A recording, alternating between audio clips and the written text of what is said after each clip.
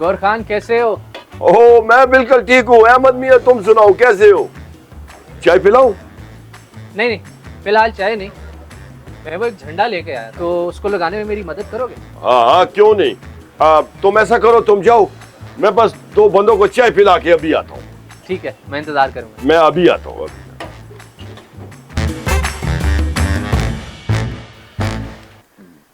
सलाम चाचा। वालेकुम अस्सलाम। कैसे हो अहमद? मैं ठीक हूँ चाचा। वो मैं एक झंडा लेकर आया था, अगर फ्री हो तो उसको लगाने में मेरी मदद कर दो, मुझसे अकेला नहीं लगेगा। हाँ क्यों नहीं, ये 2-3 गा के मैंने निपटा लूँ तो मैं चलता हूँ तुम्हारे साथ। ठीक है, मैं इंतजार करूंगा। चाचा वो एक यार अच्छा, स्टिंग भी देनी है?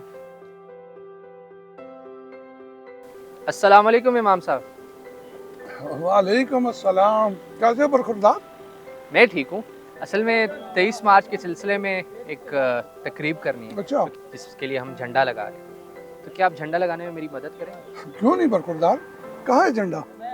वो वही है जहाँ लगाना है। ये मैं चाय पी लूँ तो मैं आता हूँ मैं इंतजार करूंगा। इंशाल्लाह।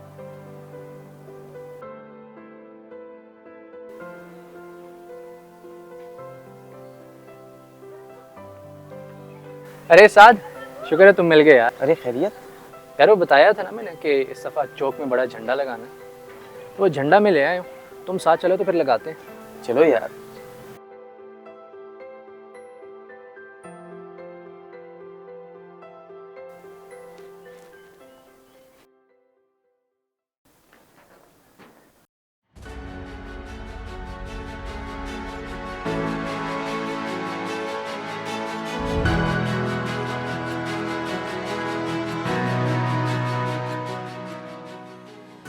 आप सबको मैंने यहाँ इकट्ठे इसलिए बुलाया है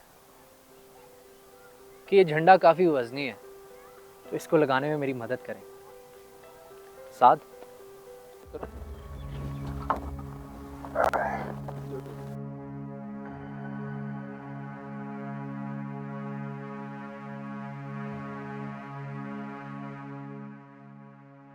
बरखुरदार, अगर तुमने शाह साहब को कहा था तो मुझे कहने की क्या जरूरत थी?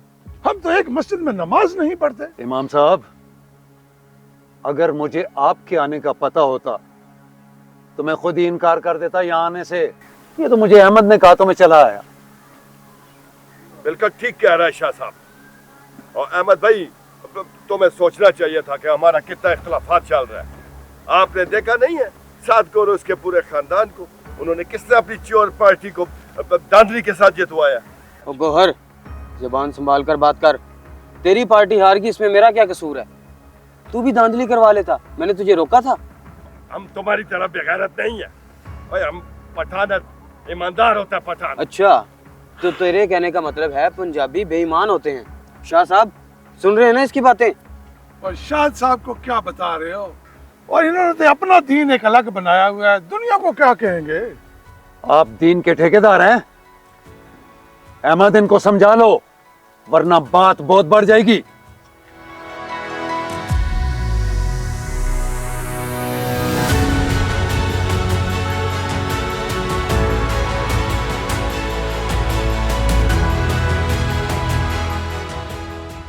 आपको पता है, जैसे अपने इख्तिलाफात की बहस में इस झंडे को भूलकर आपने इसको गिरने दिया है, वैसे ही हम सब अपने ज़ाती, लसानी, सूबाई, मजहबी और सियासी इख्तिलाफात में इतना आगे बढ़ चुके हैं कि हम सब अपनी अपनी असल पहचान भूल चुके हैं। हमारी असल पहचान हमारा पाकिस्तान है। मैंने आज आप सब लोगों को इसीलिए इकट्ठा किया है कि काफ़ी अरसे से मैं देख रहा हूँ कि इन्हीं छोटी छोटी बातों की वजह से आए रोज़ हमारे मोहल्ले में झगड़े होते हैं। आप सब लोग तो समझदार लोग हैं, फिर ये बातें आप लोगों की समझ में क्यों नहीं आती? आखिर क्यों जब बात पाकिस्तान पर आती है तब हम एक होते हैं? वैसे क्यों नहीं हम इन तमाम इख्तिलाफात को भुलाकर एक दूसरे के नज़रियात को इज्जत देकर, एक दूसरे के जज्बात को समझकर मिलजुल कर क्यों नहीं रहते? आखिर झंडा गिरने की नौबत ही क्यों आती है? इख्तिलाफात अपनी जगह, लेकिन अगर पाकिस्तान गिरा तो नुकसान सबका बराबर होगा।